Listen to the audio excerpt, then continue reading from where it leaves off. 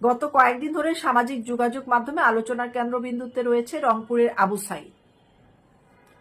তো বৈষম্য বিরুদ্ধে ছাত্র আন্দোলনে একটি ভিডিও ফুটেজ দেখা যায় তিনি শহীদ হয়েছেন, কিন্তু পরবর্তীতে শহীদ হয়েছেন বলতে ওই যে রাস্তা থেকে যে তুলে নিয়ে গেল সেটাই শহীদ হয়েছেন, কিন্তু পূর্ণ মৃত্যুর যে বিবরণ বা পূর্ণ মৃত্যু হয়ে যাওয়ার পরের ফুটেজ আমরা কেউই দেখিনি, এটা বলা যাবে না। তো তিনি নাকি মারা যাননি এবং বর্তমানে তিনি নেদারল্যান্ডে অবস্থান করছেন।